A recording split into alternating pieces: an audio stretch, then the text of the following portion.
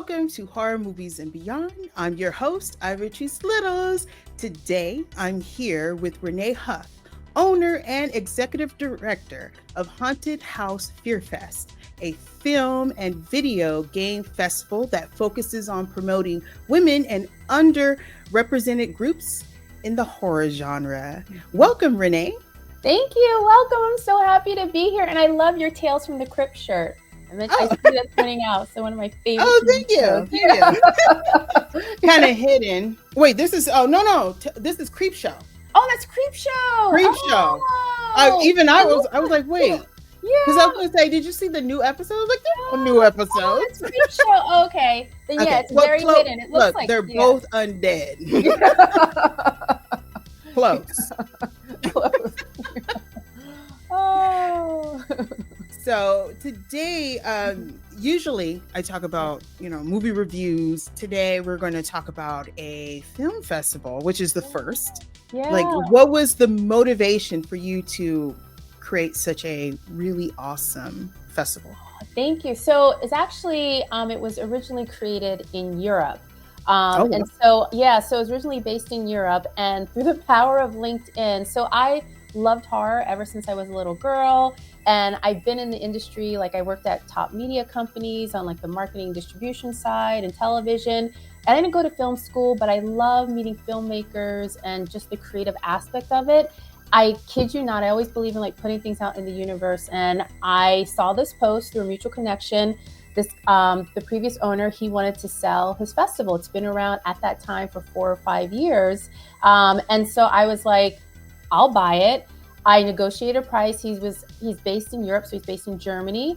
And we talked about it. I bought it. And one of my friends who I used to work with at a big media company, he did my logo. I rebranded it. So really, since last year was like the 5th year that I brought it to New York City, I put on a lot of like screening events and moving events. And I was like, yeah, I can run a festival. Yeah. And like, oh my God, was it like, what? Like this theater, you don't want to house my festival? This theater like went through so much stuff, but it ended up being great. So I bought it, I rebranded it, and I really wanted to have more female horror filmmakers who won awards, as well as diverse horror filmmakers all across the world, and adding video games to the element as well, which is not heard of. I know in New York City, especially being a Black female owner of a horror festival is not really known a lot. So so that's how it got started, and I'm doing my 2nd year with it. So it's been like about 6 years it's been around, which is like great. Sounds like a lot of responsibility. A lot.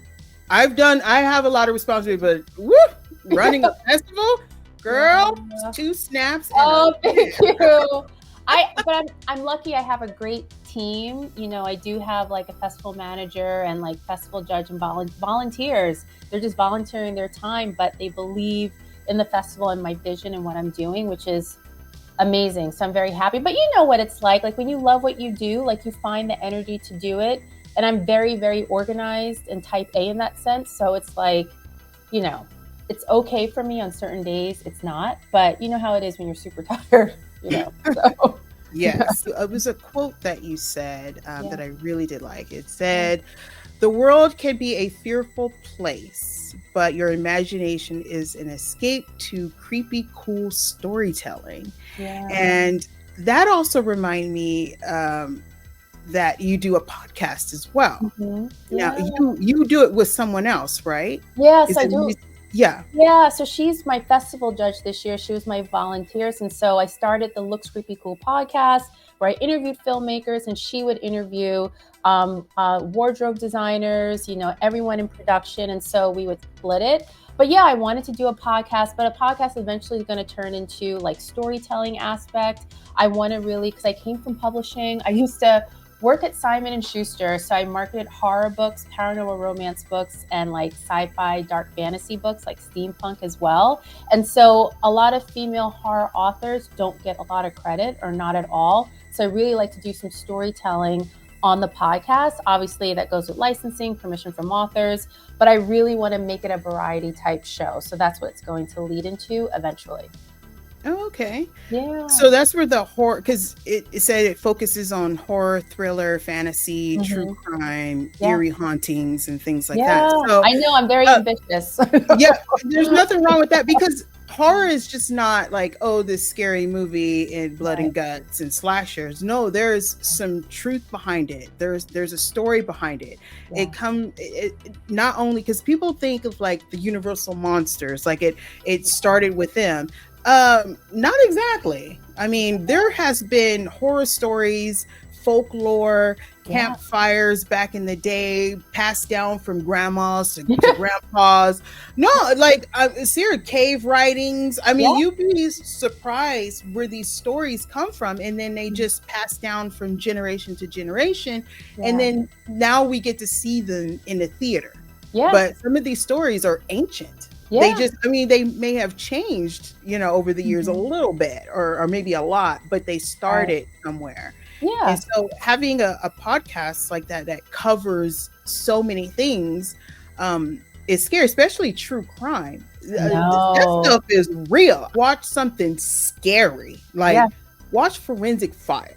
I just hope, like, God forbid, and I'm saying this on this interview, that like I cover a true crime case and like the serial killer that hasn't been found comes after me. I hope not, like it's just like, Terrifying. Have you had some interesting stories told on your podcast that really like made your hair stand on end? yeah. So one of the questions I always ask on my podcast, because it's the Looks Creepy Cool podcast. So what's the creepiest thing that's happened to you, and what's the coolest thing that's happened to you? And I had a filmmaker. Why am I blanking on her name? Oh my god, her short film is Scam, horror short film. It's like really great. It's been around the festival circuit and everything.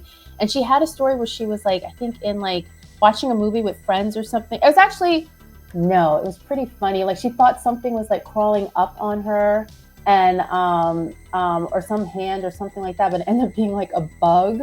But another instance was an Australian filmmaker, Noah, for his film Get Home Safe, and he described how he was traveling with friends, and the friends stopped. Hey, like this guy on the road said, "Hey, come to my apartment or like house or whatever." They end up going, but really it's not, and the place ended up being a place where they shouldn't have been, where they noticed weird things in the backyard.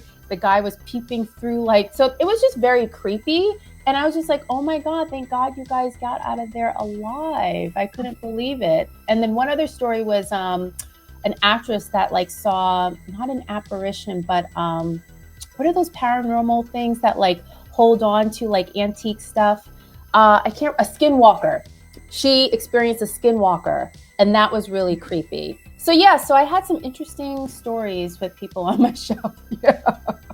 Yeah. Mm. Yeah. Yeah.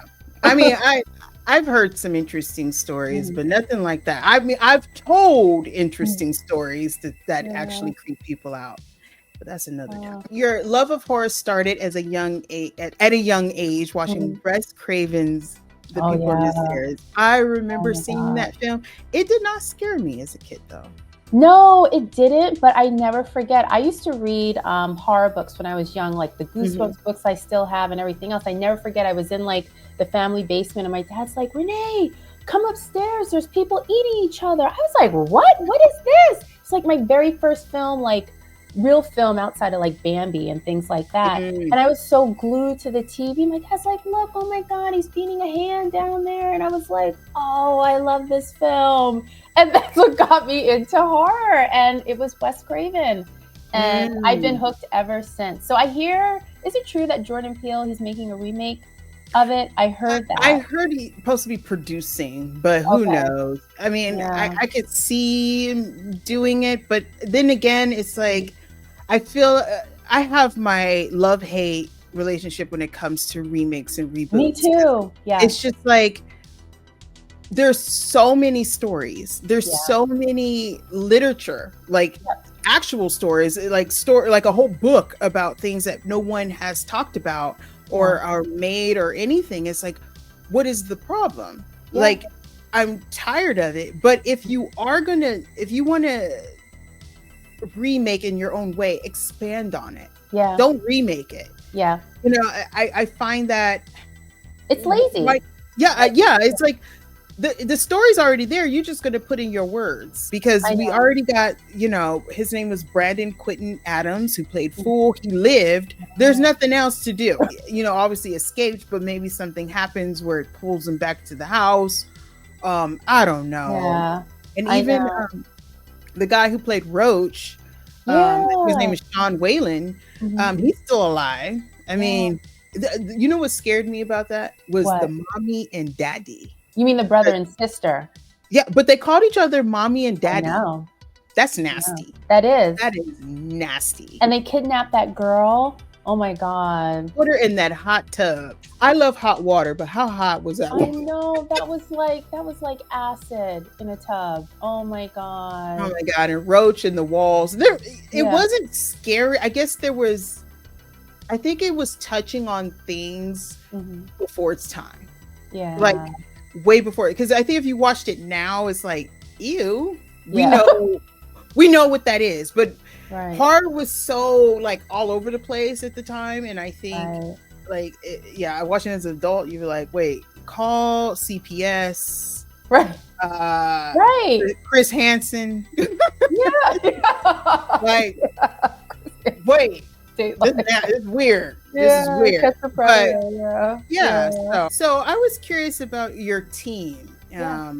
Does your team look for filmmakers and game developers when promoting these things, or do they come to you, or how does that work, and how do you keep up with the continuing on for those connections and promotions and connections with those filmmakers? Yeah, so we do a bit of both. So I know my festival is not as well known as like other festivals. So a lot of it, I go on YouTube. I, pitch the festival. I'll provide a discount code or a waiver. I do that. A lot of them, I got submissions on Film Freeway. The gaming aspect is a bit different. So I'm learning a lot about gaming, which I'm glad I have my festival game judge who knows a lot about gaming and like works at a gaming company and everything else. And a lot of my team, like they're either film students or they write scripts. They always love film and cinema. They volunteered at a lot of festivals. So I'm just very grateful. And they're very hardworking. Like we have weekly meetings. So we talk about everything. And I also have I'm so grateful for a PR company, Falco Inc. They're behind PR from like Gladiator to Infinity Pool. They work with Netflix, all that. So they're my PR rep for the festival. So to answer your question, it's just a mixture of everything as I grow. But really as a startup, you're just starting out and just pitching to people and just, this is my festival and welcome, enter it. And what I hear a lot about a lot of filmmakers, it's like, when I keep in contact with them, I just met one that flew from Australia to here for holiday in the US. And he was like, Renee, you're so great because a lot of these festival owners, they just want the money. They don't care about us or the festival. And I don't ever want it to be that way. I just love learning their creative process. Like they have an idea and a lot of them, it's their first film. And I'm like, oh my God, this is so good. And just, I want to encourage them to just shoot for the stars, keep on doing more films and be even better than their first film. So that's what keeps me going, because I have this platform to fulfill people's dreams or be the stepping point to fulfilling their dream. And they're fulfilling my dream as well, which I love. So, yeah. Oh, that's really nice, because I was curious about that. I always wondered, all these film festivals out there, is like, how do they keep up with the Joneses of making sure everything, with everyone is they getting the right connections? Because it's like they show their film. Great. Well, what happens next? Like, where do they go from here? Sometimes they get picked up or by a streaming service, or sometimes you don't hear anything at all. It's like, well, do you point them in the right direction or what? I tell them like still stay in contact with me, and a lot of them still do, and like let me know. And I said, if you have another film, let the team know. I'll give you a discount, I'll give you a waiver, introduce you as like, this was the nominee for blah blah blah last year. I just, it's always, because being a creator, and this too, it's a lot of work. It's like, you have to be fearless. It is scary. Like, is anyone going to like my idea? I want to show it in front of audience, but I'm only this little person or whatever. No one knows me.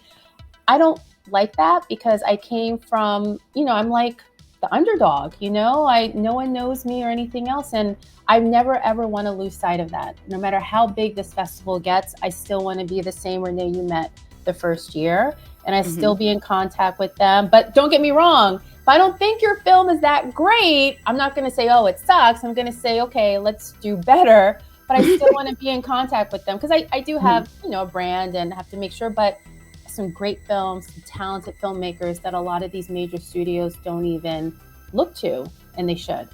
Because they're too busy remaking. Yes. Yes. It's just crazy.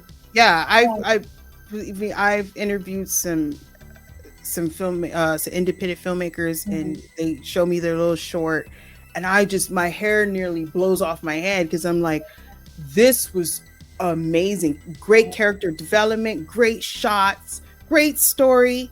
And then I'm just like, what happened? You've been to these festivals. Oh, they turned it down. They said it wasn't for them. But yet they put out these mediocre, terrible, it's so grainy. Yep. The stories suck. Yeah. And they turn you down.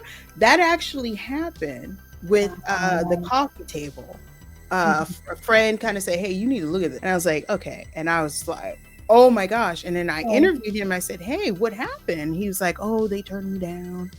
It's crazy. So, it's not all about like the big talent and the big names and stuff. You have to look at everywhere, and it's just, but you know what their loss is like another person's treasure. So, but yeah.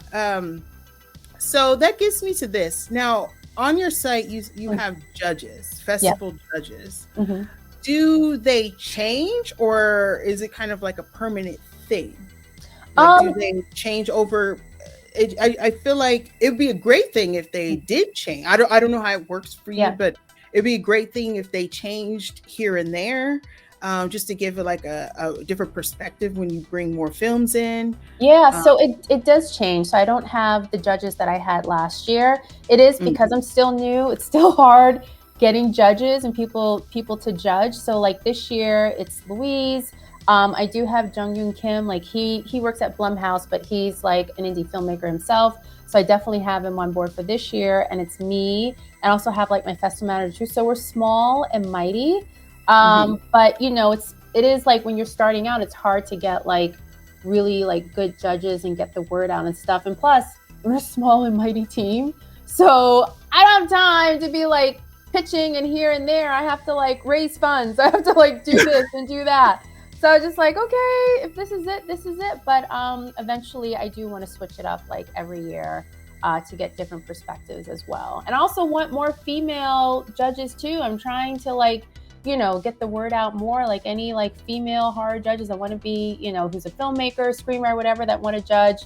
I welcome it. I want more females on the panel and everywhere as well. So.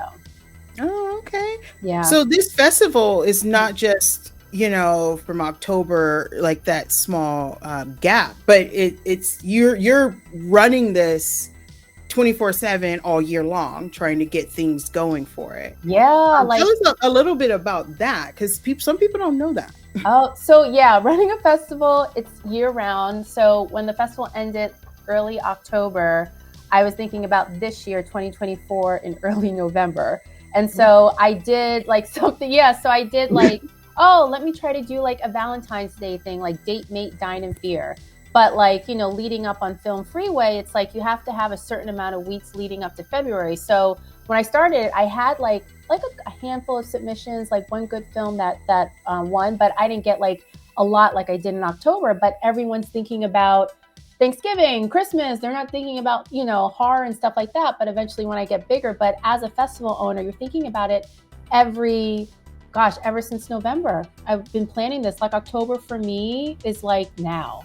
But thank God it's not now, because I still have a lot to do. And there's a lot involved. Like you have to think like, I interview volunteers, try to get like sales managers for sponsorship, PR, budget. The venue is a big thing.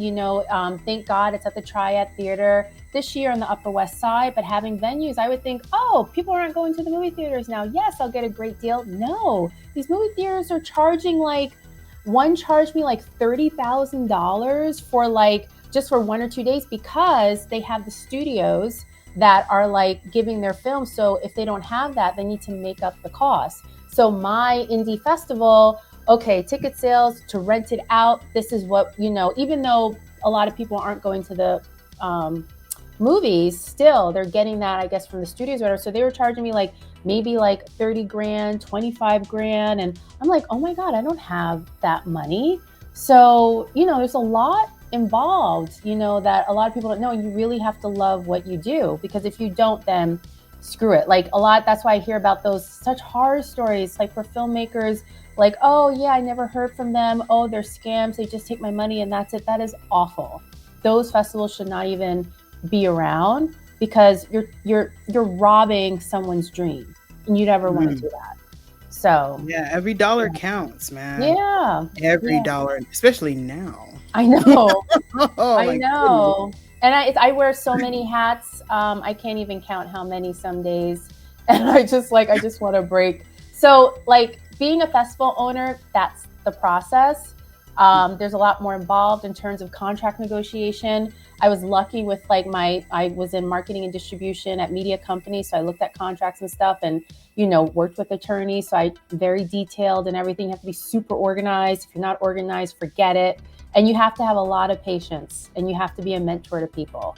If you're not willing to do those things, and you have to, one advice a great friend told me, it's like, Renee, go in every day thinking that you're gonna put fires out, because that way, if something goes wrong, you won't be like caught off guard with it, because you're gonna put out a fire. So that's what I learned, because in the beginning I was just like, oh my God, this went wrong, that went wrong. Like, no, you have to be a military problem solver, and that's what I am. If you stay ready, you don't have to get ready. Yeah.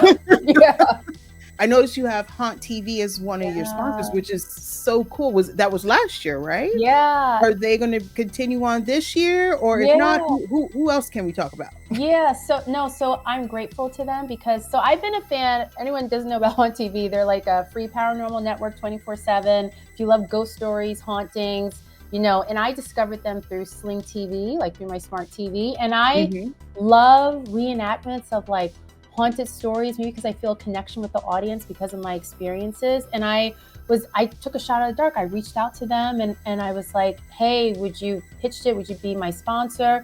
And they agreed to do it this year. And they're going to be a presenting sponsor this year again. They have a panel and everything else. And I'm just super stoked. I mean, I'm super stoked because I've been a fan for them for years, and the fact that they're being a presenting sponsor is great. So, oh my gosh, they have they have Terror Tuesdays. I'm just I love their channel. So yeah, I do. Well, that's very nice of them to continue on. I know. I'm grateful. I'm grateful. I'm grateful. And then I'm still working on getting other sponsors too. With every festival, it never ends until the festival begins. Yeah. But I have some warm leads, so that's good. So yeah. So obviously this is based in New York, right? Yeah, New York City. So have you ever thought of, I know you're busy, any expanding to LA, or have some type of, something involved in LA? Yeah, so eventually when I get bigger, I do want to do in other major markets as well. My goal is to have the festival a year-round thing. So whether I do pop-ups and partnerships with other haunted type of attractions, but I eventually want to do I wouldn't say a traveling circus, but a traveling festival of horror, of terror, I should say, across the country and around the world. So we'll see. I do want to do something different, which I'm still, fine-tuning my vision for it. I don't want it to be just like a festival. It's like an event. So think of Comic-Con. There's San Diego Comic-Con and there's New York Comic-Con, but within that line, but in a different way. So yeah. Okay. Yeah. Okay. Wishing you the luck on that. Thank you. That would be pretty awesome. I mean, because I'm based in the LA area, so this is distance here. Before the pandemic, even more so, I went to a ton of festivals, and a lot of it's by males and everything else. And, and I was they would just show these movies, and I was just some of them are very sexist in a way and things like that. And I'm just no, it could be different. And so that's what I want to do. And I think what makes me different is just like, given my background, I'm marketing, distribution, I've worked with studios, television, PR. I totally get that. So I have that business background. So I think filmmakers, I would hope they feel more comfortable with me because I get that business side if they have a question about distribution or marketing or anything else. So okay. yeah. So this runs between October 24th To the and 26th. Yeah. in New York. Right after New York City Comic-Con, and it's right before Halloween. It's at the Triad Theater. The Triad Theater, it's based off, it's so cool. It's based off like an inspiration the owner said of like an old Hollywood film movie theater. And so when you walk in, it's pretty cool. It's kind of like very gothic looking. It has a balcony, like these like creepy old type seats and stuff like that. It's just amazing. So I'm super excited to have it there. Like I said, I wish you the best of luck on your team, on everything this year. Hopefully it is just very, very successful. Oh, and I wish the luck on all the candidates and independent filmmakers. It is hard. It is hard to make a film. It is not, even if it's a terrible film, it's hard. You got to get the actors, you got to get money, you got to get cameras. So I think going to the film festivals or just putting your film in a film festival is a great way to learn the do's and don'ts, and also like critique and make yourself better. Like some people, they hate my film, they're saying bad things. Sometimes just look for the good in the bad. When it comes to your film, because then you're like, okay, next time I'll put the camera here. Next time I'll work on more of the development of the characters, colors. I mean, there's so many things out there. So, and you develop your style and, and be great. This filmmaker, his name is Phillips. He recently did one called Play Me.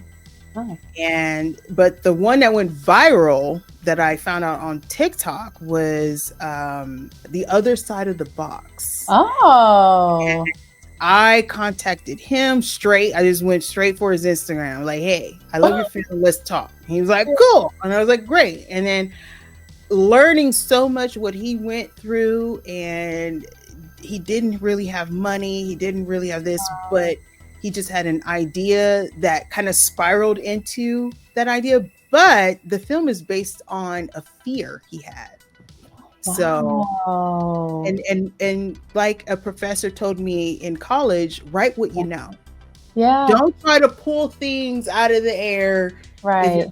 Starting out, just write what you know. And he wrote about a fear, and we see it unfold into something crazy, because that movie was wild. It scared me. That one scared me. And he came back too. When I saw Play Me, I was like, dude, we got to talk. He said, great. That's why it's important to develop great relationships with your actors and filmmakers, because you never know. You never know, you come across their stuff again. You never know. Oh, this is so great. I'm just like, I love you, obsessed with you. Like, I follow you on Instagram, and like, I just love the commentary that you give about the movies, the video. Like, you just do it so well in terms of like your interviews and everything else. And I just like love your style. Like, even like with everything that you're doing, like with your brand. And I'm just like so honored and very grateful to be interviewed by you. So thank you so much. Oh, yeah. Well, thank you. Thank you so much. But back to you, Miss Say. So, check out, it's called Haunted House FearFest. Yes. Yep. Our podcast, Looks Creepy, cool podcast. Is that right? Did I say that right? Yep. Check that out. Very talented. I am so excited for your success, and I'm just like, I'm honored to talk to you because you're running the thing. You're doing it. Thank you. No, thank you. It's a lonely road at times, but then I get the reward when I just, people are just enjoying themselves with the films that are selected, the video games, everything. I also want to add, I added in horror art as well. So I'm hoping not this year, but next year to partner with like an art gallery to showcase the winner. So if you have cool horror art, surrealism, things like that, like eventually there'll be like an upscale gallery, putting it all out there in the universe. So I just love art. I love the arts, horror, everything. So yeah. You know what? Okay, it's not horror, but it scares me. It's creepy. It's the old masters paintings. They're so realistic. The old masters paintings. Like those Michelangelo. Oh, like those, like Dorian Gray type thing. Yeah, like they're just they're because they're okay, if you don't know, real quick. Most of the artists, because they were so expensive, they were like, I don't know, the Elon Musk of artists. Like those, it was huge. Some of those artists are so expensive that only the church could afford most of them. Wow. So that's why you see a lot of artwork that has biblical things going on at the time. So if you go to, you know, Norton Simon here in LA or something, you're like, why is we seeing all of these Christ and, you know, baby Jesus? Because no one could afford, they were expensive. So that's why you see a lot of that, because they're mostly commissioned by the church. But I just think that's the way they made them look. And it's just like, well, who were they looking at? Like people don't talk about that, because you know, I don't care how you could draw. It's hard to paint or draw without some kind of visual reference. Right. So were they looking at a real baby Jesus? I don't know. Somebody's baby is on or Mary or something. You know, we get it, right? So, but I just find those stories fascinating, like the whole realistic. I'm a realist. I like real. I can't do Byzantine is okay. Byzantine, yeah. But I like Frida. I like Frida stuff. Hers are sad. Frida is sad. Like if you see some of her paintings, because most of them are about her, and it's like, man, she was brokenhearted. Renee, I want to say thank you so much for coming on here. This was a lot of fun. Make sure you know, I will put all the information down below so you can click on them and get information about the film festival. And is anything else you want somebody to know? No, just like if you're a filmmaker, game developer, just submit to the festival. This is a trusted festival, and I want to meet you. It's all about you. It's all about them. They're the rock stars. I'm just giving them the platform. So yeah. Of course. So thank you once again, everyone, and make sure you like, subscribe, leave a comment, share. It's always great. So until next time, everyone, bye.